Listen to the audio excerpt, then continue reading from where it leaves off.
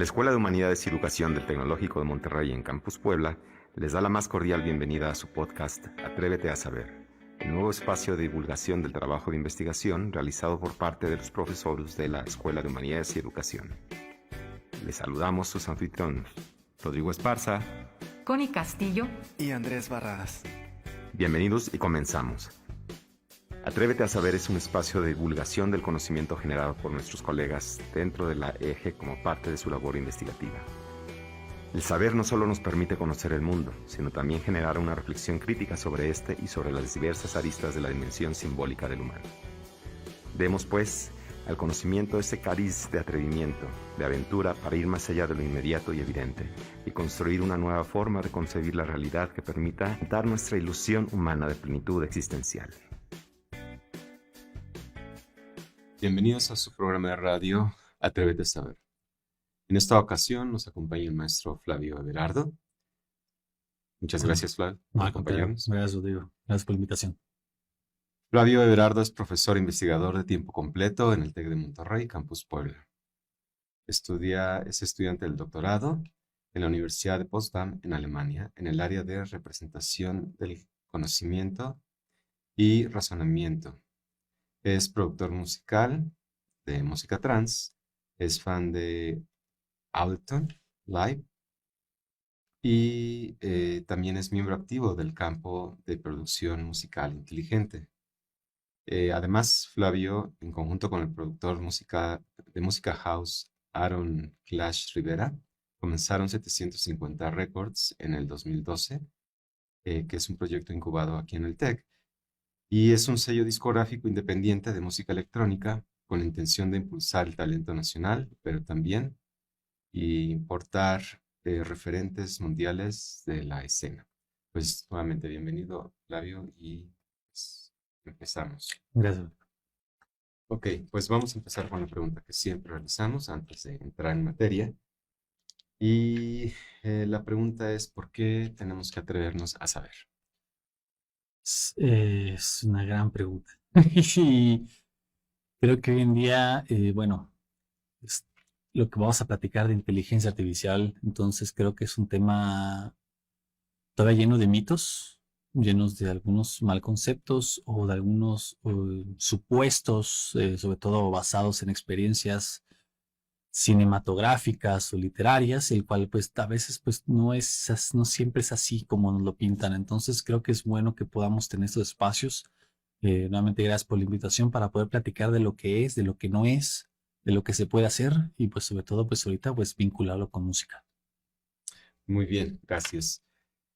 El texto sobre el cual vamos a platicar es un capítulo del libro que se llama AI in Music, Implications and Consequences of Technology Supporting Creativity, que más o menos podríamos traducirlo como la inteligencia artificial en la música, las implicaciones y las consecuencias de la tecnología apoyando la creatividad, más o menos, Sí. por ahí. Este trabajo es escrito en conjunto con Carolina Sacristán, con Yamil Burguet y Brecht de Man, ¿cierto? Correcto. Perfecto. Muy bien, pues ya procurando adentrarnos propiamente en el texto como tal.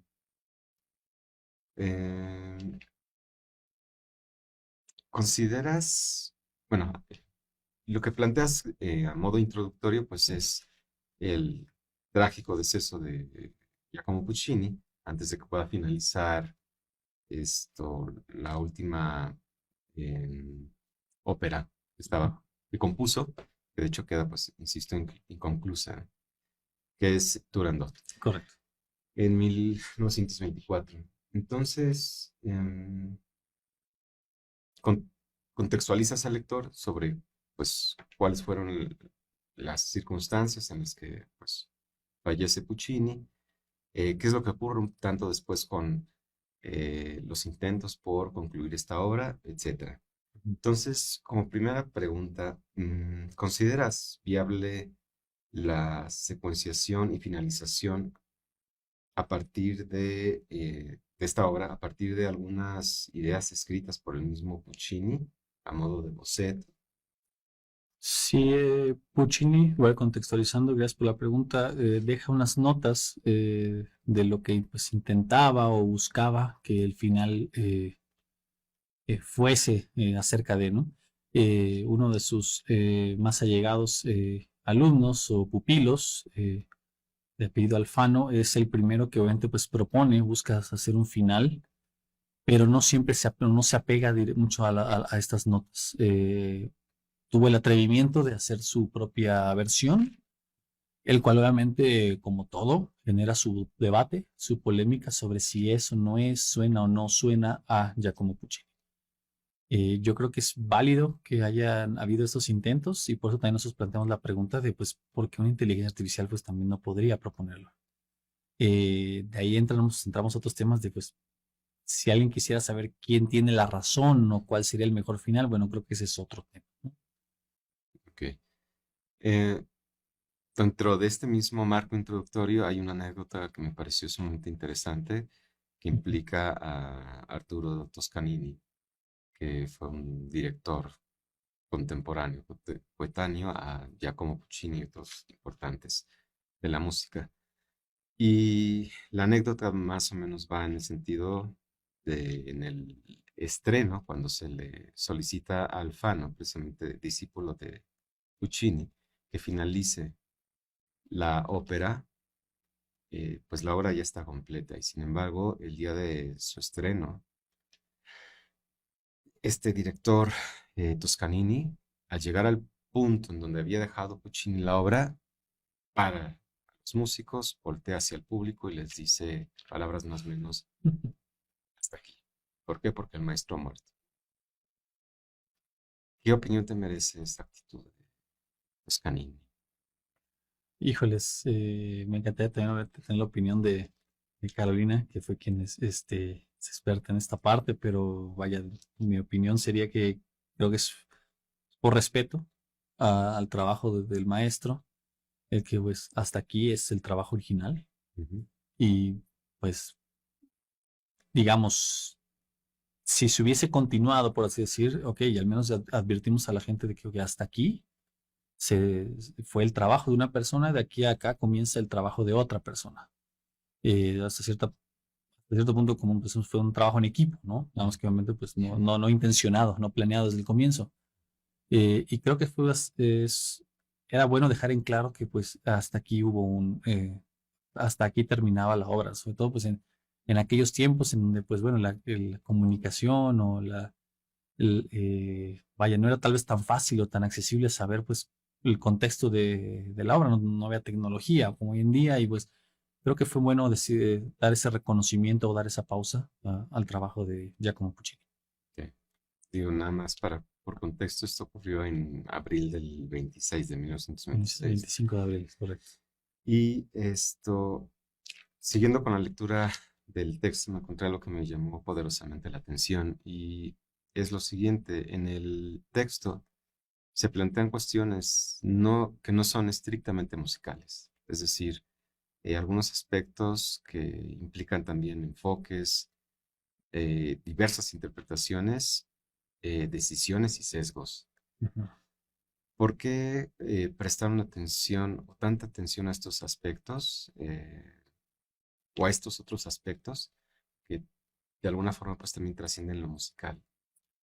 Sí, al hablar de inteligencia artificial queríamos tratar de hacer algo muy introductorio o digamos algo que fuera fácil de agarrar para el lector, incluso para gente que es nueva en el tema o que quisiera introducirse en la música con inteligencia artificial. Entonces teníamos que abordarlo de diferentes lados. No solamente es decir, la inteligencia artificial ya va a componer. No, pues vámonos un poco más atrás, desde qué es inteligencia, Ujú. qué es inteligencia artificial. Y de hecho, pues desde ahí empezamos a ver que no hay una definición única. Hay diferentes puntos de vista. Y de ahí, pues, hay diferentes niveles de participación de la inteligencia artificial. Y todo eso, pues, todo eso es antes de que la inteligencia artificial pueda decir, voy a componer algo, ¿no? O antes de que el usuario pueda pedirle a la inteligencia artificial que por favor componme algo. Creo que es importante saber exactamente cuál es el rol, cuál es eh, quién toma las decisiones, por qué, bajo qué criterios, sobre qué, para qué. Digamos que son muchos aspectos del diseño, tal vez de lo que sería este agente inteligente, llamémoslo así, previo a que pues se pueda moldear a cualquier problema, en este caso música. Ok, muy bien, gracias. Considerando que este es pues es un espacio pues, de divulgación, eh, ¿cómo deberíamos o cómo debemos entender la inteligencia artificial explicada de manera sencilla? Eh, de manera sencilla, correcto. Me gusta mucho dentro del, uno de los libros más icónicos del área es de inteligencia artificial, de hecho también está en español, es de Russell y Norvig, el cual clasificaron diferentes definiciones de inteligencia artificial. A mí me gusta mucho que dice, es el arte de crear máquinas que hacen o así tienen algo performativo, una función performativa que requiere inteligencia cuando la usa, como si lo hiciera un humano, una persona. Y también hay otra definición que me gusta mucho que viene ahí, que es el estudio de cómo hacer que las computadoras hagan cosas del cual al momento pues las personas son mejores. Entonces, de todas las definiciones que vienen ahí, sí se pueden tomar cosas interesantes. Eh, Cabe recordar que quien acuñó el término de inteligencia artificial fue John McCarthy en 1955. Dice como la ciencia e ingeniería de hacer máquinas inteligentes. Entonces, primero como tal, ¿qué sería inteligencia artificial? Pues es una máquina, vamos a ponerlo, tiene que estar dentro de una máquina, que sea capaz de poder proponer o de poder dar un razonamiento, también esa es una forma que a mí me gusta de verlo, poder dar un razonamiento sobre algo, de tal forma como un humano lo podría hacer, nada más que pues no lo hace de la misma forma en como nosotros, por algo la parte artificial es porque no está conectada de la misma forma que nosotros, o las máquinas pues están hechas de una manera diferente, ¿no? O sea, como nosotros funcionamos. Y siguiendo en esta línea de la inteligencia artificial, quienes desarrollan este tipo de inteligencias aspirarían a conseguir un modelo que emulara de manera fehaciente lo que hacemos nosotros como seres humanos. En principio sí, obviamente nos inspiramos de lo que hacemos y de lo que hemos hecho, de nuestra misma evolución. Y en este capítulo pues platicamos de dos vertientes o dos áreas grandes de la inteligencia artificial. Una es representación de conocimiento y razonamiento, Ujú. el cual precisamente parte de esto, de nosotros necesitamos información que la podamos traducir en hechos, es decir, que no hay algo que dude de la excreencia o existencia de esta información, el cual con ello me permite a mí derivar nueva información. Es decir, algo como, bueno, en una cuestión lógica es, si A es verdadero, implicamos B, entonces si existe, B existe, ¿no? Es ese tipo de razonamiento lógico, es mucha lógica detrás, en donde podamos ser pues matemáticos en el tema de que mm, esto tiene una demostración o hay una consecuencia de hechos lógicos que el cual me permiten derivar alguna información nueva. Y en parte también nosotros tenemos un razonamiento lógico que de hecho los seres humanos lo empezamos a desarrollar desde los 6 7 años. Entonces ahí es cuando pues empezamos a aplicar indirectamente este tipo de operaciones. Y por el otro lado también tocamos pues otro de los temas más, llamémosle mainstream o populares de la inteligencia artificial, que es Machine Learning, el cual Machine Learning parte de la premisa de que aprende de, eh, de información. Tenemos que abastecerla de información para que pueda aprender, deducir y decir, ok, de todo este cuerpo de conocimiento que me estás dando, yo puedo deducir esto, puedo aprender esto, o puedo generar ahora esto, que, que es en día, pues como digamos, es parte de un entrenamiento, y pues o tecnologías como estas de creaciones de imágenes, tipo Dalí, Midjourney, hoy en día ChatGPT, parten precisamente de un entrenamiento previo. Y es también como nosotros aprendemos, tenemos aprendemos que no debemos meter la mano al fuego porque pues si lo hacemos empíricamente y vemos que, oye, esto está peligroso y pues nos quemamos y pues no lo volvemos a hacer. Partimos de una experiencia previa, tal vez no necesitamos muchos ejemplos, a veces sí, a veces no, para poder aprender que algo debemos o no debemos hacer. Entonces sí, sin duda la inteligencia artificial está sujeta a diferentes corrientes que parten de cómo los humanos también hacemos las cosas. El apartado segundo se llama These Hopeful and Intelligent Machines. Correcto. ¿Por qué máquinas esperanzadoras? Bueno, aquí hago una referencia a uno de mis músicos favoritos, BT. Creo que lo conoces. Sí. Y uno de sus álbumes se llama These Hopeful Machines. Él es tecnólogo, no digamos a la par de su pasión en la producción musical. Él siempre busca cómo incursionar y cómo meter la tecnología en sus producciones, en su trabajo. Y si antes, llamémosle, si antes de la inteligencia artificial las máquinas ya nos permitían poder hacer pues, cosas inimaginables, desde, vamos a pensar, poder editar un texto sin necesidad de una máquina de escribir, como ahora en el editor de textos que tenemos algo, para hoy en día es algo trivial, o más bien hoy en día tenemos estaciones de trabajo de producción musical y ya no tenemos que estar grabando en cinta y regrabando como se hacían antes. Sigamos todavía sin esos aspectos inteligentes, podíamos hacer mucho. Ahora con inteligencia artificial, pues realmente podemos hablar de que vamos a un siguiente nivel en nuestro desarrollo también como seres humanos. Ya, nos queda claro. Eh, Más adelante hablas de un concepto que ya nos habías explicado en algún momento, pero pues creo que vamos a agradecer si no lo refrescas, si no lo recuerdas, y es el concepto de ASP, que es Ujú. Answer Set Programming. Sí, Answer Set Programming es un paradigma de programación lógica que es está creada bajo este área de representación de conocimiento y razonamiento, es el cual es la inteligencia artificial que yo más ocupo. Y una de sus bondades es que precisamente nosotros le explicamos el problema y la computadora encuentra la solución o pues capaz de decir si no hay solución para un problema. En lugar de que la programación tradicional uno tiene que programar la solución a un sudoku, Ujú. nosotros podemos explicarle las reglas del sudoku, que es típicamente una cuadrícula de 9 por 9, donde tienes filas, columnas, cajas o celdas, donde pues cada celda y cada fila y cada columna tienen que tener los números del 1 al 9 sin que haya una repetición. Y entonces al explicar las reglas, la máquina es capaz de encontrar la solución a un problema. Entonces, bajo este paradigma, nosotros no tenemos que programar la solución, sino nos podemos pedirle a la inteligencia artificial que nos proponga diversas soluciones a un mismo problema. Ok, me parece que esto precisamente se vincula con la siguiente pregunta y es, hablando de Machine Learning, Ujú. ¿cómo es que la máquina aprende de los datos sin ser programados explícitamente estos? Dentro de Machine Learning se deriva un área que se llama Deep Neural Networks o redes neuronales profundas, el cual trabajan pues bajo esta idea de con interconexiones como nuestras neuronas, ¿no? Ujú. Lo hacen.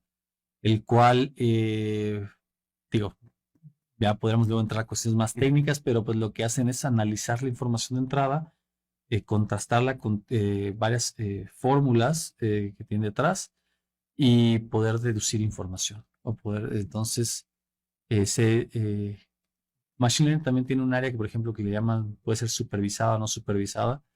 Un ejemplo de la no supervisada es donde pues le damos la información, dejemos que aprenda y nos da un resultado, es decir, no hay intervención nuestra, en donde ahí algo es muy útil para hacer clasificación, por ejemplo, que es, eh, por decir, cuando un grupo de canciones consideras que son rock, pues probablemente pues porque una inteligencia artificial con Machine Learning aprendió que todas estas canciones bajo esos parámetros entran en esta misma categoría porque son muy cercanas o similares, ¿no? Pero ahorita hace un momento señalaste, bueno, a partir de ciertas fórmulas, deduce.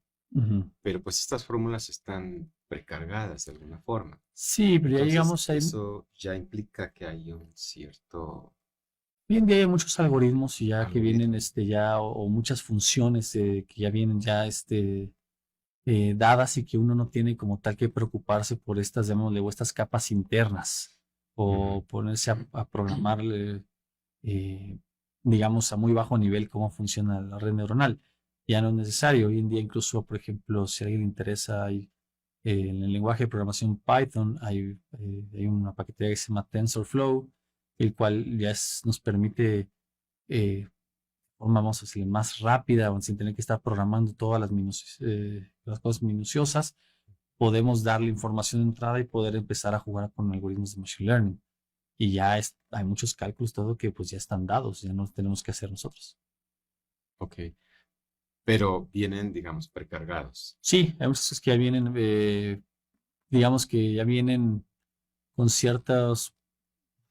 pues ya vienen ciertos algoritmos definidos, el cual nos permiten rápidamente poder aprovechar estos datos de entrada Ok. para poder clasificarlos o aprender de ellos. Pero entonces, en ese sentido, sí podríamos decir que hay cierta información ya, digamos, Pero preconcebida. no es conocimiento, no es un Ujú, conocimiento previo, simplemente son formas de cómo se va a ir, cómo se van a ir comunicando entre las neuronas, ujú, cómo van, por ejemplo, en la clasificación es cómo va a determinar que algo es muy similar a otro. O sea, ya vienen este tipo de algoritmos que son de propósito general y el cual, pues, dada una entrada que nosotros le podamos dar, puede aprender. Un caso muy común que pudiéramos, incluso hay videos de YouTube del tema, es cómo el Machine Learning podría aprender a jugar el juego de Viborita o Snake, ujú.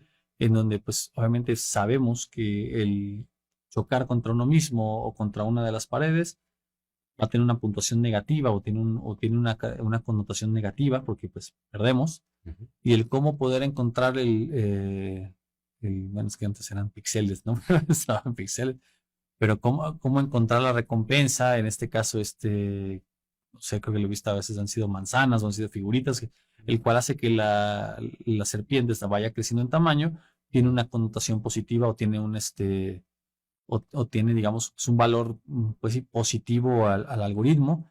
Entonces, la computadora empieza a aprender, empieza a jugar, se empieza a dar cuenta de qué movimientos, qué acciones van generando estas respuestas positivas, estas respuestas negativas, y se va a esmerar para buscar bajo este criterio de optimización o diferentes criterios de optimización que pues pueda continuar jugando sin perder, ¿no?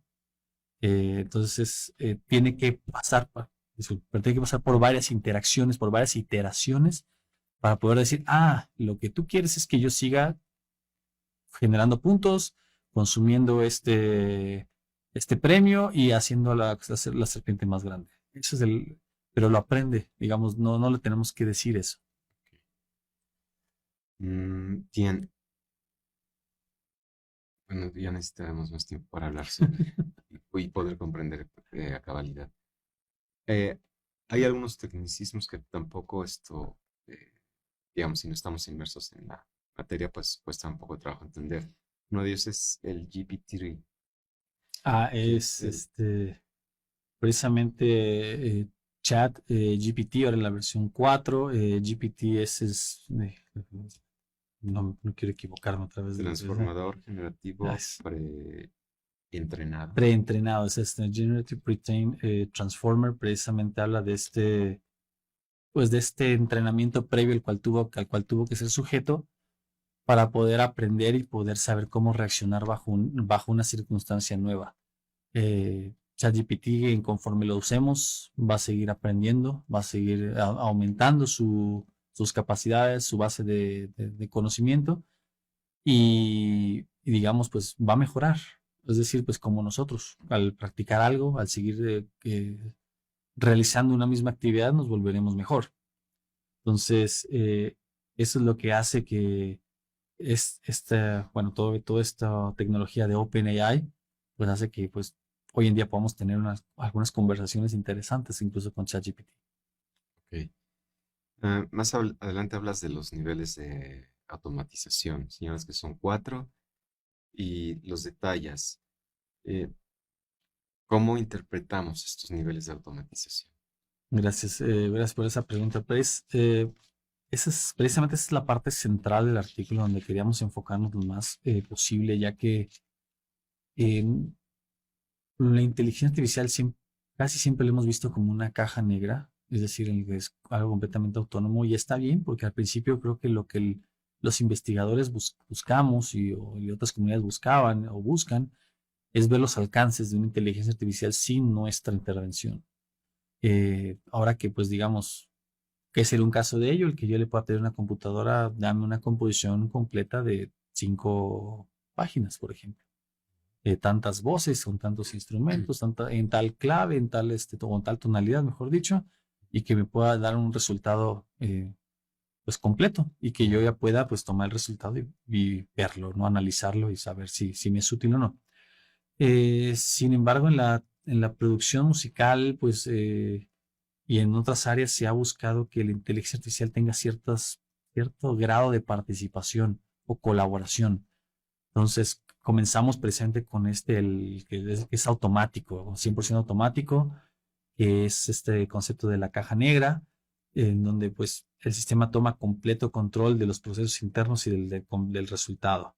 Este enfoque pues es muy deseable para gente no experta, el cual, por ejemplo, si por ejemplo, es un músico y quiero grabar esta canción y quiero mezclarla y dejarla lista para subirla a las plataformas, pues si es alguien que ya dominó un instrumento por 10, 15 años, músico de conservatorio, tener que aprender de otros tipos de habilidades ingenieriles puede tomar tiempo. Entonces se busca que en este caso un sistema automático le pueda ayudar a resolver su necesidad. Es decir, no tendría por qué intervenir. Y, perdón, es Ujú. que creo que viene a colación la siguiente pregunta porque creo, más bien, nos va a permitir entender mejor esta tabla. Porque por un lado, hablas de estos 4 niveles, automático, independiente, etc., etc. Ujú. Pero tienes los campos de la inteligencia artificial y planteas dos, Sí, el Knowledge Representation and Reasoning y el Machine Learning. correcto. ¿Cómo entenderíamos el uno y el otro en el nivel automático para poder interpretar adecuadamente esta tabla? Correcto. Adentrándonos en el capítulo, buscamos o sea, no, de hecho nosotros no buscamos proponer un final nuevo para Puccini, para Turandot, pero sí mostrar las posibilidades de lo que se podría hacer con estas inteligencias, con esos enfoques de inteligencia artificial. Ujú. Para el caso que tú me preguntas, si estamos en el nivel de control automático, que es como dije, el que es completamente ajeno al usuario, es decir, la intervención del usuario, en el área de representación de conocimiento y razonamiento tendríamos que darle, por ejemplo, un conocimiento previo, reglas y restricciones del estilo de composición de Puccini, así como pues, la tonalidad de Turandot, o sea, la mayor cantidad de información, de Ok. conocimiento, reglas, lo que se puede, lo que no se puede, para que en el momento en que nosotros demos enter, de una propuesta completa al final de Turandot para este caso. A ver, entonces me aviento a la siguiente pregunta porque precisamente creo que va por ahí. Es cómo se utilizaría el conocimiento de la obra de Puccini y de la primera parte de la obra Ujú. para aplicarlo en la última parte de la misma. Tendríamos que conocer o poder extraer de la obra reglas de composición, como por ejemplo, em, qué intervalos fueron los que más utilizó, o cuál fue vamos a poner para un instrumento, una voz en particular, cuál fueron las notas más usadas o más preferidas o las progresiones más recurrentes. Todo ese tipo de información se le puede enseñar para que, como reglas de composición, para decir el estilo de Puccini sería, vamos a poner, sería este. Esos serían los inputs. Exacto. Y entonces buscaría con esas reglas poder generar una composición por completo. Es decir, no necesitaría, no necesita tal vez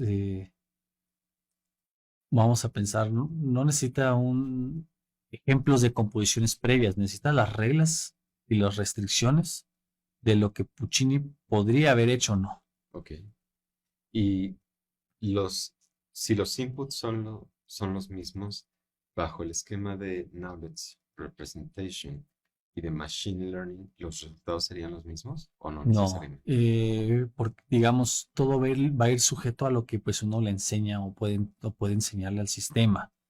Para este mismo caso en Machine Learning necesitaríamos darle una cantidad considerable de datos para un análisis intenso y pueda extraer información.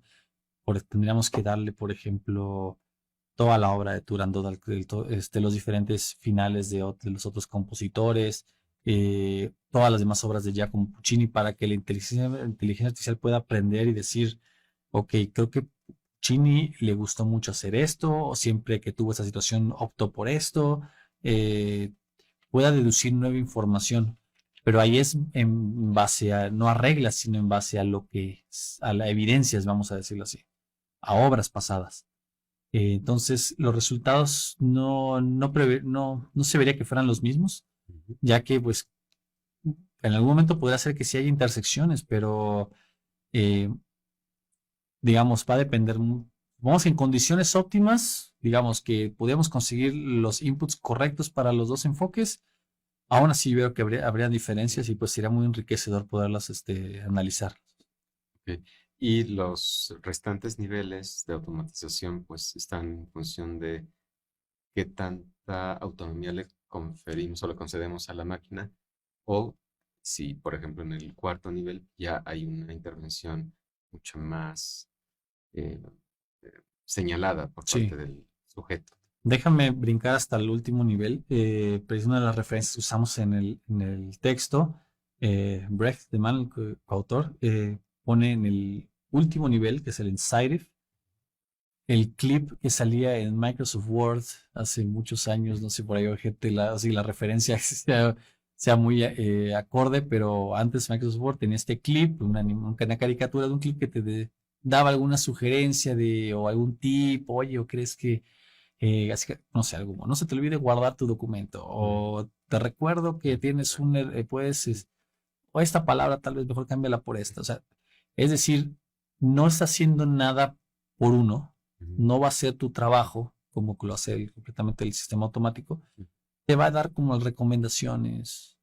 ¿Qué sería algo en el área de música? Pues, oye, creo que es mejor que hagas esta progresión con respecto a esta otra. Analicé lo que estaba haciendo y creo que, pues, en lugar, no sé, sol sostenido en lugar de re, por decir algo.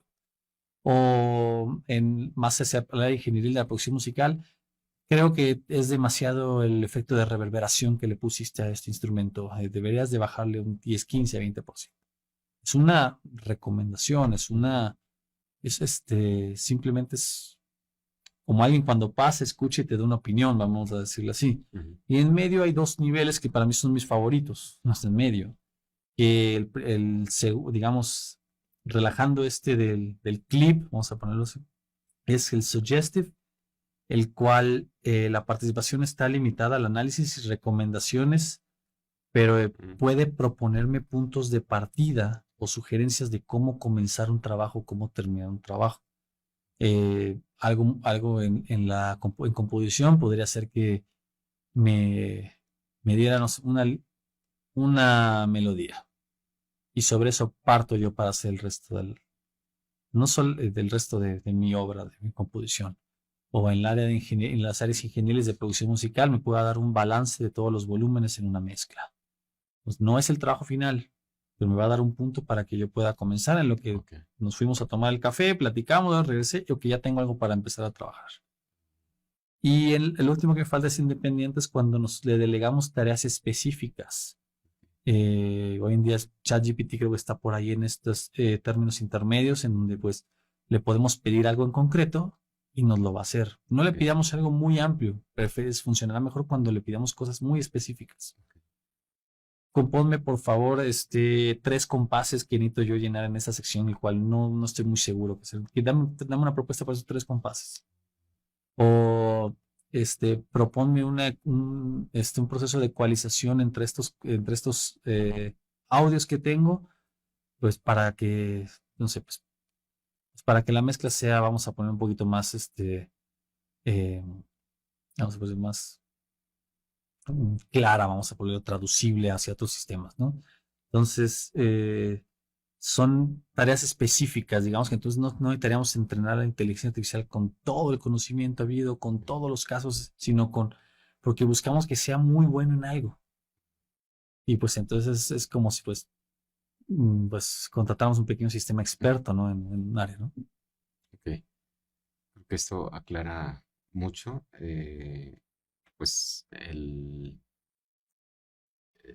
contenido medular del artículo. Y dos preguntas más ya para finalizar. Una de ellas, pues, me parece que tendría que ver con esto que nos acabas de compartir y es, ¿hacia dónde crees que conduciría la exploración de esta IA aplicada a la música, concretamente en el artículo, pues, hacia la ópera de Puccini Turandot? ¿Hacia dónde crees que podría conducirnos? Creo que, pues primero creo que va a ser muy útil esta parte del usuario de qué quiere.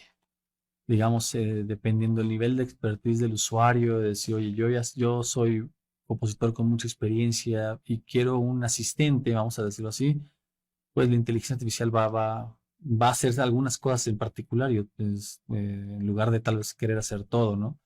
Creo que sería muy enriquecedor pues, el poder explorar y escuchar diferentes finales o diferentes obras o modificaciones, poder precisamente nutrir esta creatividad o a estos famosos ¿qué hubiera pasado si?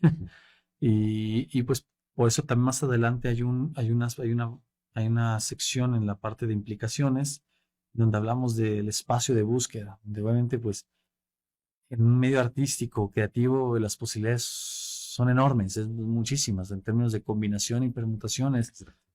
Es un mundo y pues poder explorar algún pequeño conjunto de todo este universo de posibilidades, pues creo que sería enriquecedor para el arte o para la creatividad.